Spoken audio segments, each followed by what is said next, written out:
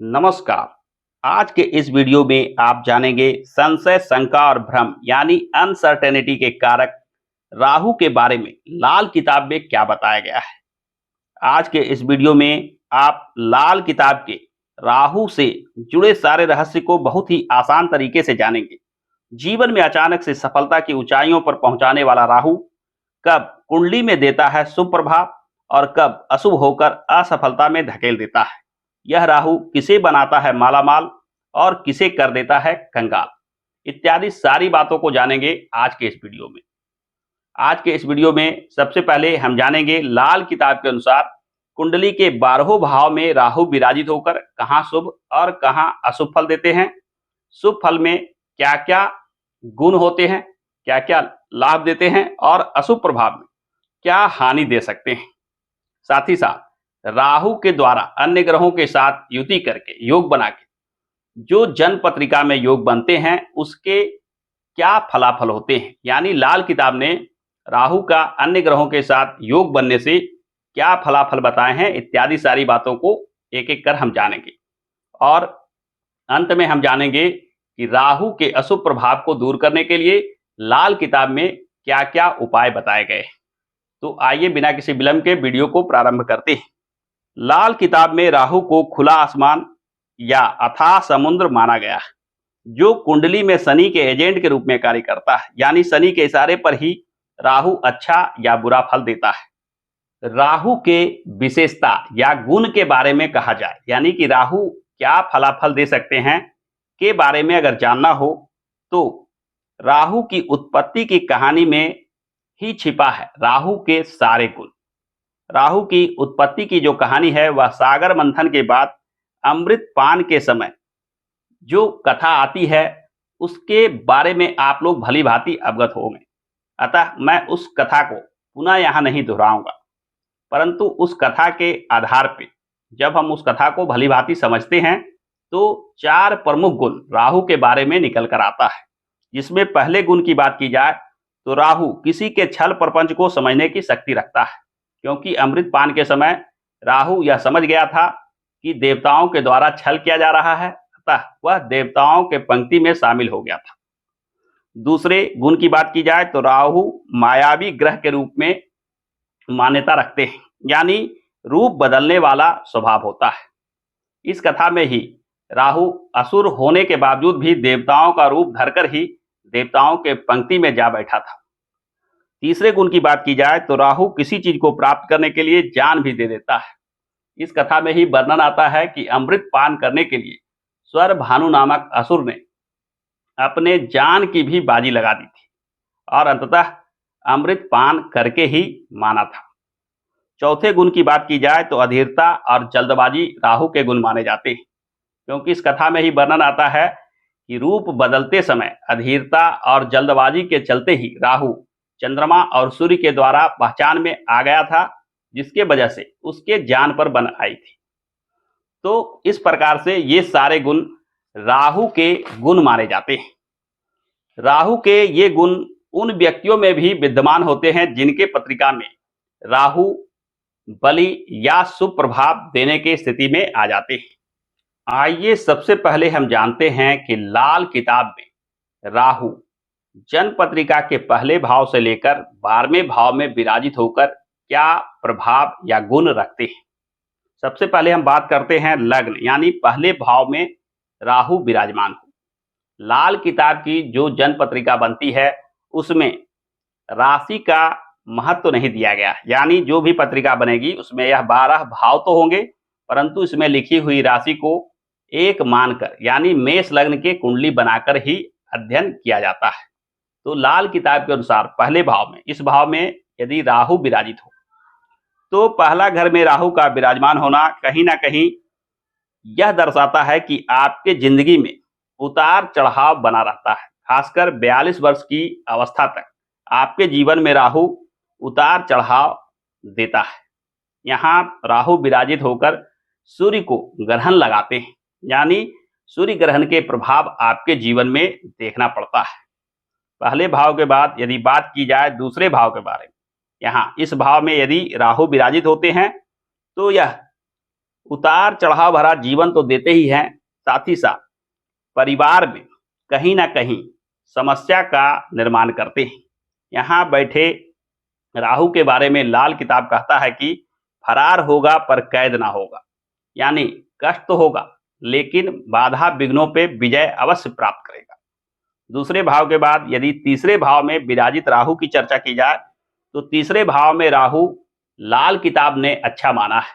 यहाँ राहु विराजित होकर व्यक्ति में हिम्मत हौसला विशेष रूप से देते हैं। यह व्यक्ति को धनी, निडर और पूर्वाभ्यास समझने वाला बनाता है, यानी किसी भी घटना को होने से पहले आपको अनुभूति हो जाती है। साथ ही साथ आप हिम्मत हौसला के भी धनी होते हैं। तीसरे भाव के बाद चौथे भाव में विराजित राहु के बारे में लाल किताब ने बहुत ही अच्छा माना है।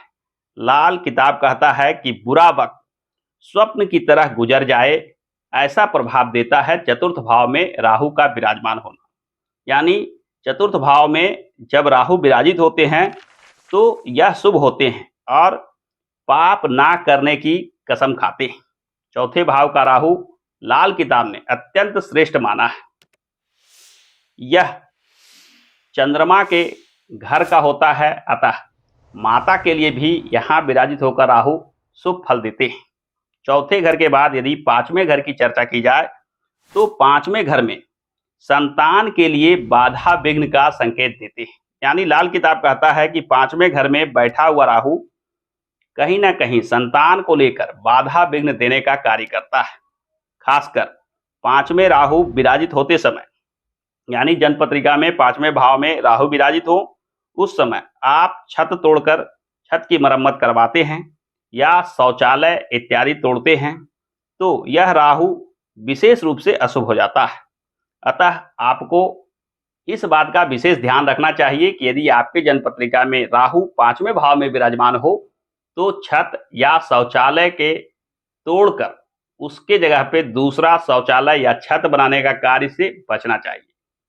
पांचवें भाव के बाद यदि छठे भाव के राहु के बारे में चर्चा की जाए तो छठे भाव में राहु का विराजमान होना कहीं ना कहीं अत्यंत शुभ स्थिति मानी जाती है। यानी लाल किताब कहता है कि छठे भाव में राहु का विराजमान होना आपके लिए अच्छा फल देने वाला माना जाता है। इसमें एक बात स्पष्ट रूप से बताई गई है कि जिनके छठे भाव में राहु विराजित होते हैं, यदि भाई बहन से लड़ाई झगड़ा करता है तो उसकी कमाई या आमदनी घट जाती है। यानी छठे राहु वाले को चाहिए कि भाई बहनों के साथ प्रेम पूर्वक रहे, तब उसकी आर्थिक स्थिति दिनों दिन सुधर जाएगी और धन का आगमन धीरे धीरे बढ़ने लगेगा। सातवें स्थान पे राहु का विराजमान होना लाल किताब ने कहा है कि सूर्य का शुभ होना और शुक्र का मंदा होना का संकेत देता है। यानी सातवें भाव में यदि राहु विराजित हो तो अपने चाल चरित्र को सुधार कर रखें, क्योंकि ऐसे व्यक्ति यदि अपने चाल चरित्र में थोड़ा भी ढीला होते हैं तो इनके जीवन में राहु विशेष हानि देने लगते हैं। यानी सप्तम भाव में राहु का विराजमान होना मंदे शुक्र की निशानी होती है। यानी जब हम अपने कार्यों के द्वारा शुक्र को और मंदा कर लेते हैं तो जीवन में आर्थिक, जीवन में शारीरिक और मानसिक अनेक प्रकार के समस्या देखना पड़ता है। सातवें भाव के बाद यदि हम चर्चा करें आठवें भाव में विराजित राहु के बारे में, आठवां भाव में विराजित राहु अत्यंत अशुभ माना जाता है। इसे कष्ट का कारक माना जाता है। लाल किताब ने भी माना है कि अचानक मृत्यु का सीधा संबंध अष्टम स्थान के राहु से जोड़कर देखा जाता है। अष्टम स्थान पे गए राहु कहीं ना कहीं फूड पॉइजनिंग से कुछ ना कुछ समस्या होने का संकेत देता है। आपको अपने खान पान का विशेष ध्यान रखना चाहिए। लाल किताब में इसके लिए एक खास उपाय की चर्चा की गई है। हालांकि सारे उपायों की चर्चा मैं वीडियो के अंत में करूंगा, परंतु अष्टम राहु के लिए जो खास उपाय बताई गई है उसके लिए देवी दुर्गा के विभिन्न रूपों के पूजा आराधना का विशेष महत्व दिया गया है। खासकर ऐसे देवी मंत्र जो पहाड़ों पर स्थित है। माता वैष्णो के दर्शन करने से अष्टम स्थान में विराजित राहु के सारे कष्ट दूर हो जाते हैं। जीवन में आ रही बाधा विघ्न धीरे धीरे दूर होने लगती है। अष्टम स्थान के बाद यदि चर्चा करें नवम भाव में विराजित राहु के बारे में, नवम स्थान में राहु का विराजमान होना धर्म के प्रति अलगाव या विमुखता का स्थिति बना देता है। यहाँ जब राहु विराजमान हो तो आपको चाहिए कि माता दुर्गा की विशेष पूजा आराधना अवश्य करें। राहु जब यहाँ विराजित होता है तो परिजनों से झगड़ा करने पर विशेष हानि देने लगता है। यानी नवम स्थान पे विराजित राहु हो तो आपको अपने परिवार में प्रेम पूर्वक रहना चाहिए। नवम स्थान के बाद यदि चर्चा करें दसम स्थान में विराजित राहु के बारे में, दसम स्थान में राहु शनि के अनुसार चलने वाला राहु माना जाता है। यहाँ जब राहु विराजमान होते हैं तो इसका प्रभाव शक्ति होता है। यहाँ राहु का विराजमान होना कभी कभी तो बहुत ही अच्छा फल देता है, कभी कभी यह बुरा फल भी देता है। यानी इसका स्वभाव शक्ति होता है जो शनि के आधार पे अच्छा या बुरा फल देता है। दसमस्थ राहु यानी इस भाव में राहु का विराजमान होना अनेक क्षेत्रों में बड़े पद प्रतिष्ठा दिलाने का भी कार्य करता है। बड़े बड़े नेताओं की कुंडली में भी दसम स्थान में राहु विराजित होते हैं। दसम स्थान के बाद यदि हम चर्चा करें एकादश भाव में विराजित राहु के बारे में, राहु 11वें हो तो गुरु के फल को न्यून करता है, नील करता है, जीरो कर देता है। यानी इस भाव में राहु का विराजित होना जन्म पत्रिका में जो गुरु के फल शुभ फल कहे जाते हैं उसे समाप्त कर देता है। एकादश राहु को अच्छा नहीं माना जाता है। एकादश में राहु विराजमान होकर गुरु को कमजोर कर देता है। एकादश राहु के बाद अंत में चर्चा करें द्वादश भाव में विराजित राहु के बारे में। द्वादश भाव में राहु विराजित होना भी कुछ ना कुछ अशुभता ही देता है।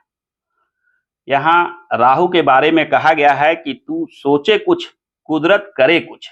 यानी आप अपने इच्छा आकांक्षा के अनुसार लाभ प्राप्त नहीं कर पाते हैं। यहाँ राहु जब विराजित होते हैं तो रात की नींद को खराब कर देते हैं। सरकारी क्षेत्रों से कुछ ना कुछ आपको हानि उठाना पड़ता है। यानी सरकार के तरफ से आपके जीवन में बाधा विघ्न देखना पड़ता है। तो इस प्रकार से हमने देखा कि राहु पहले भाव से लेकर 12वें भाव में विराजित होकर कहाँ शुभ और कहाँ अशुभ प्रभाव देते हैं। आइए अब हम एक एक कर जानते हैं कि राहु विभिन्न ग्रहों के साथ योग बनाकर कब शुभ और कब अशुभ प्रभाव देते हैं। सबसे पहले हम चर्चा करते हैं चंद्र राहु के बारे में। चंद्र राहु जब विराजमान हो तो राहु कुछ ना कुछ ठंडा असर देने वाला होता है। यानी राहु को चंद्रमा ठंडा कर देता है। राहु से जो प्रभाव मिल सकते हैं उसमें कमी रह जाती है। वहीं सूर्य के साथ राहु का होना अत्यंत अशुभ योग माना जाता है। सूर्य अग्नि तत्व प्रधान ग्रह होते हैं जो गर्मी के कारक होते हैं, और गर्म स्वभाव का राहु जब सूर्य के साथ विराजित होते हैं तो अशुभ प्रभाव विशेष रूप से देते हैं। शुक्र राहु की बात की जाए तो शुक्र राहु कहीं ना कहीं दूषित खान पान का संकेत देते हैं, पर स्त्री पाने की लालसा जैसे मनोभाव को देते हैं। यहाँ शुक्र राहु का योग को भी अच्छा नहीं माना जाता है। गुरु राहु की बात अगर की जाए तो गुरु राहु सांस से जुड़े बीमारी को देने का संकेत देते हैं। यानी गुरु राहु यदि आपके जन्म पत्रिका में एक साथ विराजमान हो तो लाल किताब कहता है कि आपको सांस से जुड़ी कुछ न कुछ समस्या अवश्य रहती है। शनि राहु और बुध राहु की बात की जाए तो यह अत्यंत शुभ योग माना जाता है। शनि राहु जहां अत्यंत शुभ प्रभाव देता है, वहीं बुध राहु आप में अलौकिक शक्ति देता है। यानी आप में पूर्वाभास की शक्ति आती है। बुध के प्रभाव को, शनि के प्रभाव को राहु विराजित होकर बढ़ा देता है। आप कुछ ना कुछ एक्स्ट्रा ऑर्डिनरी कॉमन सेंस रखते हैं, एक्स्ट्रा ऑर्डिनरी पावर रखते हैं। आप स्थिति परिस्थिति को तुरंत समझ जाते हैं। यानी बुध राहु और शनि राहु का योग भी अपने आप में एक अच्छा योग माना जाता है। जबकि मंगल राहु की बात की जाए तो मंगल राहु का प्रभाव सामान्य तौर पे तो ठीक होता है, परंतु कुछ स्थानों पे मंगल राहु का योग लाल किताब ने माना है कि अशुभ प्रभाव देने वाला माना जाता है। यह राहु जब मंगल यहाँ 12वें भाव में विराजित होते हैं तो जन्म पत्रिका के किसी भी भाव में राहु विराजित होकर शुभ फल देते हैं।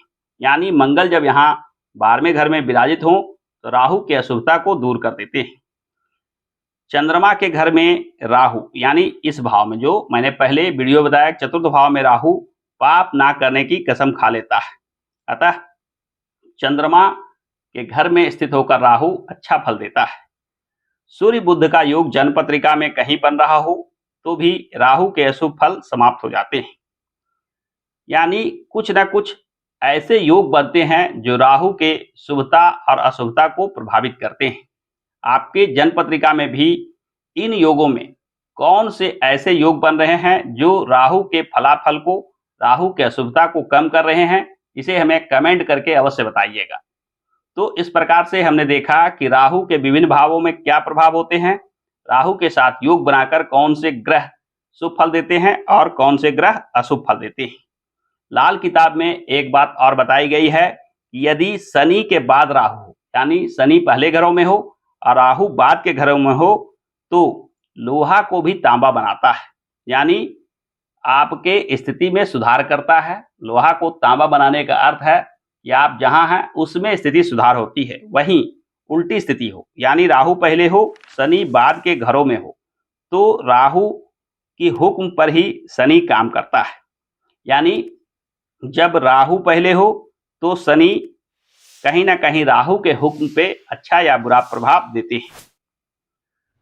आइए अब हम जानते हैं कि राहु यदि जन्म पत्रिका में अशुभ स्थान पे विराजित हो या लाल किताब के अनुसार अशुभ भाव में विराजित हो तो कौन से ऐसे उपाय हैं जिसे करके राहु के अशुभ प्रभाव को दूर किया जा सकता है। अशुभ प्रभाव को दूर करने के उपायों की चर्चा की जाए तो सबसे पहला उपाय है जई का जल प्रवाह करना। यह राहु के अशुभता को कम करता है। कच्चे कोयले का जल प्रवाह, यानी लकड़ी का जो कोयला होता है उसे भी जल प्रवाह करने से कहीं ना कहीं राहु के अशुभ प्रभाव कम हो जाते हैं। खासकर कोर्ट कचहरी के मामलों में पड़ गए हो तो कच्चे कोयले को जल प्रवाह करने से केस मुकदमे के मामले शांत होते हैं। चांदी का चौकोर टुकड़ा भी कहीं ना कहीं राहु के प्रभाव को शांत करने वाला माना जाता है। आप अपने पर्स में या पैकेट में चांदी का चौकोर टुकड़ा रखें। काला और नीला रंग का कहीं ना कहीं राहु से सीधा सीधा संबंध है, तो राहु यदि अशुभ फल दे रहे हो तो काला और नीला रंग से दूर रहें, बचाव रखें। वहीं ब्राउन और खाकी रंग राहु से जुड़ा हुआ रंग माना जाता है, राहु के पॉजिटिविटी को बढ़ाने वाला रंग माना जाता है। तो राहु के पॉजिटिव बढ़ाना हो, राहु के गुण को बढ़ाना हो तो आपको ब्राउन या खाकी रंग का प्रयोग करना चाहिए। दक्षिण द्वार के बारे में कहा गया है कि यदि राहु अशुभ हो रहे हो और आप दक्षिण द्वार वाले घर में निवास करते हैं तो अशुभ राहु ज्यादा अशुभ प्रभाव देने लगते हैं। दक्षिण द्वार वाले घरों के बारे में लाल किताब कहता है कि दक्षिण द्वार के नीचे, यानी अपने मुख्य दरवाजे के नीचे जो जगह होती है उसमें इस तरफ से इस तरफ अपने पूरे दरवाजे के नीचे चांदी का तार डालने का विधान बताया गया है। यानी जब आपका राहु अशुभ फल दे रहे हो और दक्षिण द्वार का घर में आप निवास कर रहे हो तो चांदी का एक तार या पत्थर दरवाजे में चौखट के नीचे लगाना राहु के अशुभता को कम कर देता है। राहु का संबंध ससुराल से भी होता है, अतः राहु के अशुभ प्रभाव को शांत करने के लिए ससुराल से संबंध भी प्रेम पूर्वक रखना राहु के अशुभता को कम कर सकता है। तो इस प्रकार से हमने देखा कि राहु जीवन में कब शुभ प्रभाव देते हैं और कब अशुभ प्रभाव देते हैं। राहु जब अशुभ प्रभाव दे रहे हो तो कौन से उपाय करके राहु के अशुभता को दूर किया जा सकता है। तो आज के वीडियो में बस इतना ही। आशा करता हूं कि आज का यह वीडियो आपको पसंद आया होगा। यदि आज का यह वीडियो पसंद आया है तो हमारे इस वीडियो को लाइक और शेयर करना ना भूलें, और हाँ, हमारे इस चैनल को सब्सक्राइब करके बेल आइकन को अवश्य दबा लें, क्योंकि मैं इस चैनल पे इस प्रकार के ही ज्ञानवर्धक वीडियो लेकर आता रहता हूं। हमारे साथ अंत तक बने रहने के लिए आपका बहुत बहुत धन्यवाद।